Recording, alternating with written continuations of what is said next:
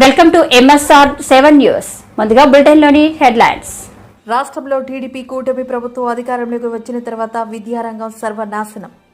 ఆ విషయంలో చంద్రబాబు కూడా బాధపడుతున్నారు. పాల్ వైసీపీలో అడుగడుగున అవినీతి పరులే ఉన్నారు. మంత్రి పార్థసారథి తప్పు చేసి కులం పేరుతో విద్వేషాలు సృష్టించడమే జోగి రమేష్ లక్షణం. హాలీవుడ్ సినిమాలకు అయ్యే వ్యయం కంటే తక్కువ ఖర్చుతో భారత్ అంతరిక్ష పరిశోధనలు. ఎలక్షన్ అనగానే చాలా మంది వైకాపా నేతలు తమకు టచ్లోకి వచ్చారు. హోంమంత్రి వైద్యులకు తమ ప్రభుత్వం అండగా ఉంటుంది. తెలంగాణ మంత్రి సీతక్క రేషన్ మాఫియా 5 ఏళ్లుగా కాకినాడను అడ్డాగా మార్చు. వైసీపీలో అడుగడుగున అవినీతి పరులే ఉన్నారని మంత్రి కొలుసు పార్థసారథి అన్నారు. ఆయన ఈ రోజు మీడియాతో మాట్లాడుతూ వైసీపీ పార్టీలో ఎక్కడ చూసినా సరే అవినీతి పరులు ఉన్నారని అన్నారు. ప్రతిపక్షం ప్రతి విషయాన్ని కూడా రాజకీయం చేసి రాజకీయ లబ్ధి పొందాలని ప్రయత్నం చేయటం, సిగ్గు చేయటం చెప్పేసి నేను మనవి చేస్తా ఉన్నాను. విషయం లేని విషయాలు కూడా, ఎటువంటి సబ్స్టెన్స్ లేని విషయాలను కూడా రాజకీయ ప్రచారం కల్పించి ప్రభుత్వం మీద బురదలటానికి ప్రయత్నం చేయటం చాలా శోచనీయం అని చెప్పేసి మనవి చేస్తా ఉన్నాను. దాంట్లో భాగంగానే నిన్న మాజీ మంత్రి గారు జోగి రమేష్ గారి కుమారుణ్ణి అగ్రిగోల్డ్ భూ వ్యవహారంలో అరెస్ట్ చేయటం జరిగింది. ఆ విషయంలో సబ్జెక్ట్ మీద స్పందించుకోకుండా, జరిగిన తప్పొప్పుల మీద స్పందించుకోకుండా ఇదేదో రాజకీయ కక్షతో చేస్తున్నారు, ఆ రోజు చంద్రబాబు నాయుడు గారి ఇంటి మీద దాడికి వెళ్ళినందుకు చేస్తున్నారు అని వక్రీకరించడానికి, ప్రజల దృష్టిని మరల్చడానికి ప్రయత్నం చేయటం శోచనీయం అని చెప్పేసి మనం చేస్తా ఉన్నాను. ఒకవేళ పొలిటికల్ విక్టిమైజేషన్ లేతే కక్ష సాధింపు ధోరణి ఉన్నట్లయితే వాళ్ళు బయటకు వచ్చి ఈ విధంగా మాట్లాడే అవకాశం కూడా ఉండేది కాదని చెప్పేసి మనం చేస్తా ఉన్నాను. నేను ఆయన ఒప్పుకున్నట్టు, జోగి రమేష్ గారు ఒప్పుకున్నట్లు చంద్రబాబు నాయుడు గారి ఇంటి మీద చేసిన దాడికి సంబంధించి చట్టం తన పని తాను చేసుకుంటూ పోతుంది. ఎవరైతే ఆ కేసుని పరిశీలిస్తున్నారో లేదా ఇన్వెస్టిగేట్ చేస్తున్నారో అధికారులు చర్యలు తీసుకుంటారు. కానీ నిన్న జరిగిన సంఘటన ఏదైతే ఉందో వారి కుమారుడు అరెస్టు, అది కేవలం అగ్రిగోల్డ్ భూములకి సంబంధించిన విషయంలోనే అరెస్ట్ అయ్యారని చెప్పేసి మనం చేస్తా ఉన్నాను. అది కూడా ప్రభుత్వం ఏదో ఉద్దేశపూర్వకంగా అరెస్ట్ చేసింది కాదు. అగ్రిగోల్డ్ సంస్థ తమ భూములు అన్యాక్రాంతం అవుతున్నాయి, తమ భూముల్ని తప్పుడు ధృవీకరణ పత్రాలతో లేకపోతే తప్పుడు డాక్యుమెంట్స్తో ఆక్రమించుకుంటున్నారని చెప్పేసి కేసు ఇచ్చిన సందర్భంలో ఈ అరెస్టులు జరిగినాయని చెప్పేసి మనం చేస్తాను. ఈడీ అటాచ్మెంట్లో ఉన్న భూముల్ని జోగి రమేష్ గారి కుటుంబం అంటే వారి కుమారుడు కానివ్వండి, వాళ్ళ బాబాయ్ కానివ్వండి, ఇంకా అనేక మంది అధికారుల సహకారంతో ఆ రోజు అధికారంలో ఉన్న మంత్రిగా ఉన్న జోగి రమేష్ గారి కుటుంబ సభ్యులు ఈ భూమిని చట్ట వ్యతిరేకంగా కొని విక్రయించారు కాబట్టి ఈరోజు అరెస్టు జరిగింది, కానీ వేరే ఉద్దేశం కాదని చెప్పేసి నేను చాలా స్పష్టంగా తెలియజేస్తా ఉన్నాను. నేను ఎందుకంటే ఈ అగ్రిగోల్డ్ సమస్య అనేది ఇటీవల వచ్చిన సమస్య కాదు. అది 2014, 2019 మధ్యలోనే ఈ అగ్రిగోల్డ్ సమస్య అందరికీ తెలిసిందే. చాలా మంది డిపాజిట్లు. రాష్ట్రంలో టీడీపీ కూటమి ప్రభుత్వం అధికారంలోకి వచ్చిన తర్వాత విద్యారంగం తిరోగమనం బాట పట్టిందని మాజీ మంత్రి ఆదిమూలపు సురేష్ వెల్లడించారు. కొన్ని సర్దుబాట్లు చేయాలనే సాకుతో విద్యారంగాన్ని ప్రక్షాళన చేయాలని సంస్కరణలు చేస్తామంటూ రకరకాలుగా మాట్లాడుతున్నారని ఆయన చెప్పారు. తర్వాత రాష్ట్రంలో విద్యారంగం తిరోగమనంలో కొనసాగుతుందని చెప్పక తప్పదు. ఈరోజు నేను ఒకటే వారికి చెప్పదలుచుకున్నాను. విద్యా వ్యవస్థలో 5 సంవత్సరాల వైసీపీ పరిపాలనలో జగన్మోహన్ రెడ్డి గారు తీసుకున్నటువంటి నిర్ణయాలు, సంస్కరణలు, ఆయన యొక్క దార్శనికత మీకు నచ్చలేదంటే, ఆయన చేసినవన్నీ మేము అమలు చేయడం ఇబ్బందిగా ఉంటుంది, అవి వేరే విధంగా ఏదైతే అమ్మఒడి పథకాన్ని అమ్మకు తల్లికి వందనం అని చెప్పి పేర్లు మార్చి మరి వాళ్ళు పెట్టాలనుకుంటున్నారు, అంతకు మెరుగ్గా చేయాలనుకుంటున్నారంటే మేము స్వాగతిస్తాం. అంతేకాని కక్ష సాధింపు చర్యలతోటి జగన్మోహన్ రెడ్డి గారు చేసినవన్నీ చేయకూడదు, దాన్ని అన్నీ మార్చేసేయాలి, వాటిని రద్దు చేయాలని చూస్తూ తద్వారా పేద ప్రజలకు అపారమైన నష్టం కలిగించే కార్యక్రమం చేయడాన్ని వైసీపీపై ఎంతకాలం దీన్ని మేము సహించామని చెప్పుకునే సందర్భంగా తెలియజేస్తూ ఒక్కటే మేము చెప్పదలుచుకున్నాం. విద్యలో సరికొత్త విప్లవం 5 సంవత్సరాల కాలంలో జగన్మోహన్ రెడ్డి గారు తీసుకొచ్చింది వాస్తవం కాక. 5 సంవత్సరాల కాలంలో విద్యారంగానికి 73,000 కోట్ల రూపాయలు ఖర్చు పెట్టింది వాస్తవం కాక. అనేకమైనటువంటి సంస్కరణలు బోధన పాఠ్యాంశాల్లో కానివ్వండి, విద్యార్థుల చెంతకు డిజిటల్ పాఠాలు సిబిఎస్ఈ కానివ్వండి, అట్లాగే టోఫల్ శిక్షణ కానివ్వండి, ఈ సాంకేతిక పరిజ్ఞానం ఏదైతే అందుబాటులోకి వచ్చిందో సాంకేతికత, వాటిని వినియోగించుకుంటూ డిజిటల్ విద్య కోసం 8వ తరగతి విద్యార్థులకు ఉపాధ్యాయులకు ఈ యొక్క బైజూస్తో లోడ్ చేసినటువంటి ఈ యొక్క ట్యాబ్లు అందించడం కానివ్వండి, అట్లాగే ఐఎఫ్ఈ ప్యానెల్స్ కానివ్వండి, ఇవన్నీ వాస్తవం కాదా? మీరు ఈరోజు వైసీపీ ప్రభుత్వం చేసిన కార్యక్రమాలు ప్రధానంగా ఈ నాడు నేడు కార్యక్రమాలు, వీటి మీద కూడా ఈరోజు విమర్శలు చేస్తూ ఉన్నటువంటి పరిస్థితుల్లో నేను ఒకటే సూటిగా చెప్తాను, మేము దేనికైనా సిద్ధమే. ఈ నాడు నేడు కార్యక్రమం కింద మొదటి విడత కానివ్వండి, రెండో విడత కానివ్వండి, సుమారు 11,669 కోట్ల రూపాయలు ఖర్చు చేసింది. అది కూడా ఏ గుత్తేదారు ద్వారానో కాదు, ఏ కాంట్రాక్టర్ ద్వారానో కాదు, స్కూల్ మేనేజ్మెంట్ కమిటీస్, ఉపాధ్యాయుల ఈరోజు వారి యొక్క ఆధ్వర్యంలో ఈ యొక్క పనులు చేపట్టడం జరిగింది అనే విషయం కూడా మీకు తెలుసు. అన్ని స్కూళ్ళలో స్కూల్ మేనేజ్మెంట్ కమిటీలు 95% కమిటీలను పారదర్శకంగా ఎన్నిక చేసి 2 దఫాలుగా వారి ద్వారా ఈ యొక్క కార్యక్రమాన్ని నిర్వహించడం జరిగింది. దాని మీద మీరు ఏదైనా విమర్శించాలని కూడా చేయండి, అంతేకాని ఆ కార్యక్రమాల్ని విమర్శించే పనిలో పడి. గ్లోబల్ పీస్ ఎకానమిక్ సమ్మిట్ కు ప్రపంచ శాంతి సభకు బీజేపీ, కాంగ్రెస్ పార్టీల సహా 18 పార్టీలు మద్దతిచ్చాయని ప్రజాశాంతి పార్టీ అధ్యక్షుడు కేఏ పాల్ తెలిపారు. బుధవారం మీడియాతో మాట్లాడుతూ తెలంగాణ సీఎం రేవంత్ రెడ్డి కూడా గ్లోబల్ పీస్ ఎకానమిక్ సమ్మిట్ కు మద్దతిస్తున్నట్లుగా ప్రకటించనున్నారు. తెలంగాణ ముఖ్యమంత్రి రేవంత్ రెడ్డి గారు వీడియో ఇవ్వడం జరిగింది. అలాగే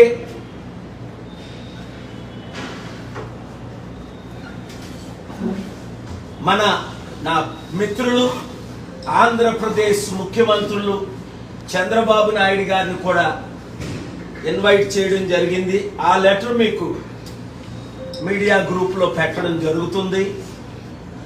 అక్టోబర్ 2న లాస్ ఏంజలస్ కాలిఫోర్నియాలో గ్లోబల్ పీస్ ఎకనామిక్ సమిట్కి ఇక్కడ నుండి ఎంపీలు వస్తున్నారు. అలాగే ప్రపంచంలో ఉన్న 197 దేశాల్లో అనేక దేశాల ప్రెసిడెంట్స్, ప్రైమ్ మినిస్టర్స్ ఈ ఎకనామిక్ సమిట్కి ఆల్రెడీ మద్దతు ఇస్తున్నారు. వారు కూడా ఆయా దేశాల్లో ఇండియా షుడ్ లీడ్ అన్న సమిట్కు అక్టోబర్ 2ని వివిధ టైముల్లో మద్దతు ఇస్తున్నారు. కనుక మీడియా ఓనర్స్ని, మిత్రుల్ని నేను రిక్వెస్ట్ చేసేది ఏమిటంటే, రాజకీయాలు పక్కన పెట్టి ఆంధ్రప్రదేశ్ రాష్ట్రం దాదాపు 13 లక్షల కోట్ల అప్పు, తెలంగాణ రాష్ట్రం 7.5 లక్షల కోట్ల అప్పు, ఖజానా ఖాళీ అయిపోయింది, నేను ఇచ్చిన వాగ్దానాలు నెరవేర్చలేకపోతున్నానని ఎంతో బాధతో చంద్రబాబు నాయుడు గారు చెప్పడం మనందరం విన్నాం. అసెంబ్లీలో చెప్పారు, ప్రెస్ మీట్లో చెప్పారు, బయట చెప్పారు. కానీ ఆ ఖజానాని నింపడం ఎలాగా, ఇచ్చిన హామీలు నెరవేర్చడం ఎలాగా అన్న ప్లాన్తో ఈ లెటర్ నేను చంద్రబాబు నాయుడు గారికి పంపడం జరిగింది.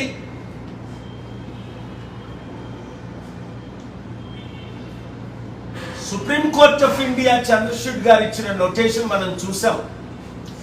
ఎంతమంది రాజకీయ నాయకులు ఇన్ని కేసుల్లో ఉండి 5-10 సంవత్సరాలు డిలే చేసి అభివృద్ధి చేయలేకపోతున్నారు అని నేను పర్సనల్గా పార్టీ అండ్ పర్సనల్ ఆర్గ్యుమెంట్స్ చేయడం మీరు విన్నారు. కనుక అభివృద్ధి కొరకు మనం అందరం కలిసి రావాలి. చూడండి, ప్రెసిడెంట్ ఒబామా అమెరికాలో హిలరీ క్లింటన్ 2008లో ఘోరంగా తిట్టుకున్నారు. అతి నేరో మెజారిటీతో ఒబామా గెలిచారు. ఎలక్షన్ అయిన తర్వాత నేను ఒబామాకు మద్దతు ఇచ్చాను, మీరు చూశారు. అప్పుడు ఆ తర్వాత నేను ఒబామాకి ఇచ్చిన సలహా ఏంటి? Hillary Clinton secretary of state చేయండి, కలిసి పని చేయండి, రాజకీయాలు అయిపోయి. అదే ఇప్పుడు నేను చేస్తున్నాను అందరికి ఇచ్చిన సలహా. ఒబామా ఏ విధంగా హిలరీ తప్పు చేసి కులం పేరుతో విద్వేషాలు సృష్టించడమే జోగి రమేష్ లక్షణం అని టీడీపీ నేత గురుమూర్తి గౌడ్ అన్నారు. ఆయన ఈ రోజు మీడియా సమావేశంలో మాట్లాడుతూ వైసీపీ నేతలు కులం పేరుతో విద్వేషాలు రెచ్చగొడుతున్నారని అన్నారు. ఎంత విచిత్రంగా చెప్తున్నాడు రమేష్. నేను అడుగుతా ఉన్నా, ఈ రోజున ఆనాడు రేపల్లలేవ్ గౌడ బిడ్డ అమర్నాథ్ గౌడ్ ఎవరైతే ఉన్నారో దారుణాతి దారుణంగా తన అక్కను ఏడిపించినందుకు, అడిగినందుకు పట్టపగలు నడి రోడ్డు మీద నోట్లో పుస్తకాలు పెట్టి మనిషికి గోని సంచి చుట్టి పెట్రోల్ పోసి తగలెడితే సిగ్గు సమాజం తలవంచుకుంది. ఆ రోజున ఆ రోజు బీసీ బిడ్డ గుర్తు రాలేదా? ఆనాడు నువ్వు అక్కడికెళ్ళి ఏం మాట్లాడావు? బీసీ కులాలను ఇంకెన్నాళ్ళు తాకట్టు పెడతారయ్యా అని మాట్లాడావు. బీసీ సంఘాల వాళ్ళని నువ్వు హెచ్చరించావు. అయ్యో, ఒక బీసీ బిడ్డ చనిపోయాడే, ఇన్ని 100 మంది వచ్చారే, న్యాయం కోసం వచ్చారు అని ఒక్క మాట అన్నావా? నువ్వు ఒక్కడే ధర్మాత్మురులాగా ఆనాడు అక్కడ శాసనసభ్యుడిగా ఉన్నటువంటి ఆనగాని సత్యప్రసాద్ గౌడ్ ఎవరైతే ఉన్నారో ఆయన ఆ రోజున ఆ బిడ్డకు అండగా ఉండి చనిపోయిన దగ్గర నుంచి ఇంటికి వచ్చే వరకు ఆయన వెన్నంటుండి ఆ కుటుంబాన్ని రక్షణగా ఉండి పోరాటం చేసినటువంటి నాయకుడు ఆ రోజున అనగానే సత్యప్రసాద్ గౌడ్. అదేవిధంగా కొనకాళ్ళ నారాయణరావు గారు అని కూడా నేను తెలియజేస్తా ఉన్నా. ఆ రోజు నువ్వు వాళ్ళని ఆ విధంగా మాట్లాడి ఏం చేసావయ్యా నువ్వు? ఏదో ఆర్థిక సహాయం అని చెప్పి చేతులు దులుపుకుని కనీసం నీ ముఖ్యమంత్రి స్పందించాడా ఆ రోజున నేను అడుగుతా ఉన్నా. కనీసం ఒక బిడ్డ చనిపోతే మీరు స్పందించారా మీ ముఖ్యమంత్రి అని నేను అడుగుతా ఉన్నా. స్పందించకపోగా హేళనగా మాట్లాడారు.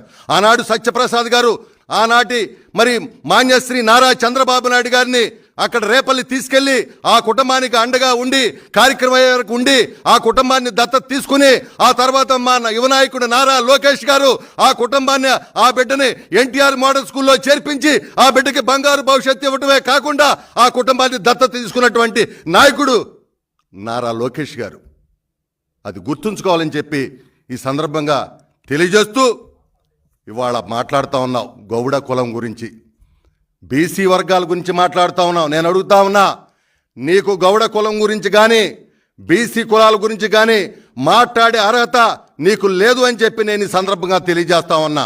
పెడలలో తంతే పెనమలూరు వచ్చావు. పెనమలూరులో నువ్వు మొట్టమొదటి రోజునే చోడవరం విశ్వకోరిలోకి వెళ్ళి దందా మొదలెడితే ఆ రోజున ఆనాడు అక్కడ ఉన్నటువంటి బోడే ప్రసాద్ గారు నేను అర్ధరాత్రి వచ్చి ఆ దందా ఆపిన మాట వాస్తవం కాదా అని చెప్పి నేను అడుగుతా ఉన్నా. ఇవాళ గౌడ కులానికి నువ్వేం చేసావని అడుగుతున్నా, బీసీ కులాలకు నువ్వేం చేసావని అడుగుతున్నా. ఇవాళ గౌడ కులం అంటే మొట్టమొదటగా గుర్తొచ్చేది ఈ రాష్ట్ర చరిత్రలో ఉమ్మడి రాష్ట్రంలోనే డాక్టర్ సర్దార్ గౌతులచ్చన గారు. గౌడ కులం కోసం ఆనాడు అసెంబ్లీలో టంగుటూరి ప్రకాశం పంతులు గారు మరి ఏదైతే కళ్ళుని మద్యపానం అంటే కుదరదని చెప్పి అవిశ్వాసం హాలీవుడ్ సినిమాలకు అయ్యే వ్యయం కంటే తక్కువ ఖర్చుతో భారత్ అంతరిక్ష పరిశోధనలు చేస్తుందని డిప్యూటీ సీఎం పవన్ కళ్యాణ్ ఇస్రో సేవలను కొనియాడారు. శ్రీహరికోటలోని షార్లో నిర్వహించిన జాతీయ అంతరిక్ష దినోత్సవ వేడుకల్లో ఆయన ముఖ్య అతిథిగా పాల్గొన్నారు. మన అధ్యాపకుల దగ్గర మన టీచర్ల దగ్గర ప్రారంభమవుతుంది. సో నాకు అమెరికాలో చెప్పింది ఏంటంటే, అంటే మీరందరూ విజిల్స్ వేస్తున్నా ఏళ్ళు వేస్తుంటే నాకు చాలా ఇబ్బందిగా ఉంది. అంటే నేను కనిపించే వ్యక్తిని ఒక సినిమాలో చాలామంది కష్టం మీద, imagine around 2150 people or 200 people work together someone writes a script, someone creates music. Maybe I'll carry all their work and project myself as a hero, but deep down I know they are the ones who really contributed. They projected me. So when someone claps for me, when someone applauds me, always I know that there are a lot of great strength, great hard work behind me. A lot of people, unsung heroes. Unsung heroes. Alanti unsung heroes, they are there. మన ముందున్న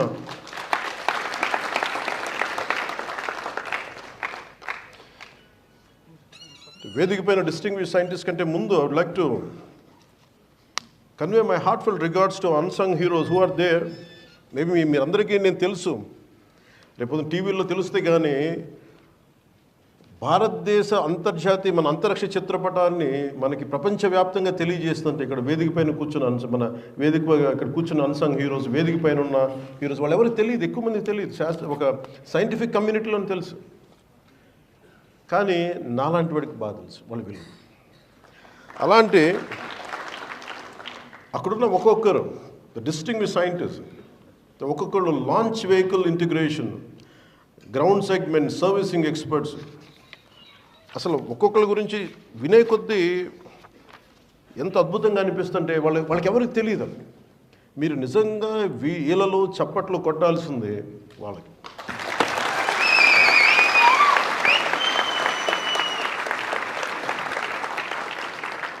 ఎందుకంటే నిజంగా వాళ్ళు లేకపోతే మనం లేము ఈ రోజు. చిన్నప్పుడు ఎప్పుడో శ్రీహరికోట టూర్కి తీసుకెళ్తారని చెప్పి స్కూల్లో ఒక మాట చెప్తే నేను చాలా వెంపర్లాడిన, ఒకరోజు వెళ్ళాలని చెప్పి. But it took me 40 years plus రావడం. అందుకే నన్ను ఏదైనా కోరుకుంటే జరుగుద్ది, కానీ బలంగా కోరుకోవాలి. అది ఎలా వస్తుందో తెలియదు మనకి. స్కూల్లో నేను సెయింట్ జోసెఫ్ స్కూల్లో చదువుకున్నప్పుడు విద్యార్థిగా రావాలనుకున్నది, చూద్దాం అనుకున్నాను. వాళ్ళంటే లోపలికి ఎలవ్ చేయరు, అసలు పోలీస్ అంతా ఉంటారు, మిలిటరీ వాళ్ళు ఉంటారు, అసలు లోపలికి ఎలవ్ చేయరు. నాకేం విపరీతమైన కోరిక, నేనేంటి వెళ్ళకపోతే ఏమైనా జరగకపోతే ఏం చేస్తానంటే ఊహించుకుంటాను. ప్రతిసారి నేను శ్రీహరికోటకు వచ్చినట్టు లోపలికి వెళ్తే అక్కడ పోలీసులు అడ్డు పెట్టండి, ఆ థాట్ అసలు వెళ్ళనిచ్చేది, ఆలోచనలోనే వెళ్ళలేకపోయాను లోపలికి. బట్ నేను ఆ థాట్ వదిలేవాడిని కదా. ఫైనల్గా ఒకసారి మట్టి గేట్ దాకా వెళ్ళాను, అంతే, అక్కడ ఆగిపోయింది నా థాట్. కానీ 40 సంవత్సరాల తర్వాత సైన్స్ అండ్ టెక్నాలజీ డిప్యూటీ సీఎంగానే కాకుండా science and technology, forest and environment, Panchayati Raj, ఈ వైద్యులకు తమ ప్రభుత్వం అండగా ఉంటుందని తెలంగాణ మంత్రి సీతక్క అన్నారు. కోల్కతాలో వైద్యురాలుపై జరిగిన అత్యాచార ఘటనకు నిరసిస్తూ గాంధీ ఆసుపత్రిలో వైద్యులు ఆందోళన చేపట్టారు. పరామర్శించేందుకు అక్కడికి వచ్చిన మంత్రి నిరసన తెలుపుతున్న వైద్యులకు సంఘీభావం ప్రకటించారు. అనంతరం ఆమె మీడియాతో మాట్లాడారు. ఒక అంశాన్ని తీసుకొని పనిచేస్తున్నారు. ఇప్పుడు మేము కూడా మహిళల పట్ల గౌరవంగా ఉందాం, మహిళల్ని గౌరవిద్దాం, మహిళల్ని బతకనిద్దాం, మహిళల్ని ఎదగనిద్దాం, మహిళల్ని కాపాడుకుందాం. అప్పుడే మన సొసైటీ బాగుంటుంది, మన కుటుంబం బాగుంటుంది, మన చెల్లి బాగుంటుంది, మన అమ్మ బాగుంటుంది. మనం బాగుంటాము, కానీ బయట వాళ్ళకి ఏమైతేలే, నేను బయట ఉమెన్ టచ్ చేస్తా, ఇబ్బంది పెడతా, వాళ్ళ శరీరాలను ఇచ్చేస్తా అంటే కుదరదు. అది నీకు కూడా ఎప్పుడో ఒకరోజు మళ్ళీ నీకు అనుభవంలోకి వస్తుంది. సో అట్లాంటివన్నీ కూడా మనం వ్యతిరేకించాల్సిన అవసరం ఉంది. కాబట్టి ఖచ్చితంగా రాబోయే కాలంలో ఇంకా మేము కూడా ఈ చట్టాలతో పాటు కఠినంగా శిక్షలతో పాటు అవేర్నెస్ కూడా తీసుకురావడం కోసం తొందరలోనే స్పెషల్ డ్రైవ్ లాగా ఉమెన్ కోసం అవి కూడా తీసుకోబోతున్నాం. దీర్ఘకాలికంగా కూడా ఇలాంటి జరగకుండా ఒక మంచి లక్ష్యంతో పనిచేయాలన్నటువంటి ఉద్దేశంతో కూడా సీఎం రేవంత్ రెడ్డి గారి ఆధ్వర్యంలో కార్యక్రమాలు కూడా చేపట్టబోతున్నాం. మీరందరూ కూడా ఎక్కడ జరిగినా మరి మనకు జరిగినట్టుగా, మన తోటి సోదరికి జరిగినట్టుగా ఈరోజు మీరు ఇక్కడ ధర్నా చేస్తున్నందుకు మీకు కూడా మేము ఖచ్చితంగా సంఘీభావం తెలియజేస్తూ ఉన్నాము, మద్దతు తెలియజేస్తూ ఉన్నాము. అదేవిధంగా అప్పుడప్పుడు మన సెక్షన్స్, అది డాక్టర్ మెడికల్ డిపార్ట్మెంట్ కావచ్చు, హాస్పిటల్స్లో కావచ్చు, ఖచ్చితంగా ఒక అవేర్నెస్ లాగా ఇలాంటి అంటే సపరేట్గా ఒక అవేర్నెస్ క్యాంప్స్ లాగా, ఒక అవేర్నెస్ మీటింగ్స్ లాగా పెట్టుకొని ఈ దేశంలో మహిళలకు ఎంత గొప్ప పూజించే ఆనవాయితీ ఉంది. మహిళలు లేకుండా ఈ సృష్టి లేదు, మహిళలు లేని రంగం కూడా ఈరోజు లేదు. రాను అన్ని రంగాల్లోకి మహిళలు వస్తున్నారు. కాబట్టి మహిళ కాబట్టి ఏ రంగంలోకి వెళ్ళినా, ఎక్కడికి వెళ్ళినా, ఒకవేళ నైట్ అయినా డే అయినా, సింగిల్ ఉమెన్ ఉన్నా ఇట్లా అట్రాసిటీ చేస్తాం, చంపేస్తాం అనేటువంటి ధోరణి అనేది మనల్ని మళ్ళీ వెనుకకు పంపించే పరిస్థితి వస్తుంది. అంటే బయటికి వెళ్ళి పని చేసుకోవాలంటే నిరంతరం వెంటాడుతూ ఉంటుంది. ఒక సెక్యూరిటీ లేదు మనకు, నేను సింగిల్గా పోతున్నా అనేటువంటి భయంతో మనం ఎంతైతే స్వేచ్ఛగా పని చేసుకోగలగాలో చేసుకోలేని పరిస్థితి ఏర్పడుతుంది. సో ఖచ్చితంగా మరి అక్కడటువంటి ప్రభుత్వం కూడా మమతా బెనర్జీ గారు నిన్న కొంత స్పందించినట్టుగా కూడా మా దృష్టికి వచ్చింది. తప్పకుండా మరి మా పార్టీ పరంగా కూడా దేశవ్యాప్తంగా మద్దతుగా పాల్గొంటూ ఉన్నారు. ఈరోజు కూడా మీరు చేస్తున్నటువంటి ఈ యొక్క దీక్షకు సంఘీభావం తెలియజేస్తూ వారి కుటుంబానికి అన్ని రకాలుగా న్యాయం జరగాలని మేము. రేషన్ మాఫియా 5 ఏళ్లుగా కాకినాడను అడ్డాగా మార్చుకుందని రాష్ట్ర పౌర సరఫరా శాఖ మంత్రి నాదెళ్ల మనోహర్ అన్నారు. కాకినాడ పోర్టులో చట్ట విరుద్ధంగా కార్యకలాపాలను ఖచ్చితంగా అడ్డుకుంటామని స్పష్టం చేశారు. ఆయన నాయకత్వంలో ఈ ప్రాంతంలో అనేక సందర్భాల్లో పర్యటించాం. ఈ సందర్భంగా మీ అందరి దృష్టికి తీసుకురావాల్సింది ఏంటంటే, కోనసీమ అంటే అద్భుతంగా సస్యశ్యామలంగా చాలా ధనవంతులు ఇక్కడ రైతులనే భావన చాలా ప్రాంతాల్లో ఉంటుంది. కానీ నేను రాజోలు కానివ్వండి, పి గన్నవరం కానివ్వండి, అమలాపురం కానివ్వండి, ముమ్మిడివరం కానివ్వండి, ఈ ప్రాంతాల్లో పర్యటించడం, కొత్తపేటలో కూడా జనసేన పార్టీలో క్రియాశీలక సభ్యులు చనిపోతే మేము 5 లక్షల రూపాయలు ఆర్థిక సాయం అందిస్తాం ఆ కుటుంబానికి. సో ఆ గ్రామాల్లో పర్యటించినప్పుడు, ఆ కుటుంబాలు మేము ఆదుకున్నప్పుడు వాళ్ళకు ఉన్న పేదరికం, వాళ్ళకున్న కష్టాలు, దాదాపు 80% మంది ఇక్కడ రైతాంగంలో కౌలు రైతులు ఉన్నారు. వాళ్ళ గురించి పట్టించుకునే నాదుడే లేడు 5 సంవత్సరాల నుంచి. అది చాలా చాలా అన్యాయం, చాలా చాలా అన్యాయం. ఎందుకంటే కష్టపడి పంట పైన ఆధారపడి తన కుటుంబాన్ని నిలబెట్టుకోవాలని కౌలు రైతు చేసిన కృషి మరి ప్రభుత్వం ఏ విధంగా మర్చిపోయిందో మనకు అసలు చాలా బాధాకరమైన విషయం. 5 సంవత్సరాల్లో అసలు కౌలు రైతు గురించి పట్టించుకోలేదు. 16 లక్షలు 17 లక్షలు ఉంటే వాళ్ళని 1,20,000గా 1,30,000గా చిత్రీకరించారు. సిసిఆర్సి కార్డులు కూడా ఇవ్వలేదు. గతంలో నేను గుర్తు చేస్తున్నా మీకు, స్వామినాథన్ కమిషన్, జయతి ఘోష్ కమిషన్ కలిపి వాళ్ళు పర్యటించి రాష్ట్ర వ్యాప్తంగా 2012లో ఒక అద్భుతమైన రిపోర్ట్ ఇచ్చారు. కౌలు రైతుని ఏ విధంగా ఆదుకోవాలని ఆలోచించినప్పుడు గ్రామ సభ ఏర్పాటు చేసి, గ్రామ సభలో ఫలానా వ్యక్తి కౌలు రైతుని మీరు తీర్మానం చేస్తే ఆయనకి రైతుతో సమానంగా ప్రభుత్వం నుంచి మనం ఏ పథకం చేసినా, ఏ రుణాలు ఇచ్చినా కూడా కౌలు రైతుకు అందాలనే ఆలోచనతో ఆ రోజు రిపోర్ట్ ఇస్తే దాన్ని ప్రభుత్వం స్వీకరించి చట్టం చేసింది. కానీ ఈ మహానుభావుడు వచ్చిన తర్వాత ఆ చట్టాన్ని రద్దు చేసి కంపల్సరీగా 11 నెలలు రెంటల్ అగ్రిమెంట్ ఉండాలని, భూమి ఎవరి పేరు ఉందో వాళ్ళు దానికి సంతకాలు పెట్టాలని కొత్త నిబంధనలు తీసుకొస్తే కౌలు రైతుని దీన స్థితిలోకి నెట్టేశారు. అసలు ప్రభుత్వంలో ఉన్న పెద్దలు ఏ విధంగా రైతాంగాన్ని సంక్షోభంలో నెట్టారో ఇదో చిన్న ఉదాహరణ. చాలా బాధాకరమైన విషయం. ఇప్పుడే కలెక్టర్ గారు చెప్తున్నారు, దాదాపు 1312 కిలోమీటర్ల మనకి కాలువలు ఉన్నాయి మనకి కోనసీమలో.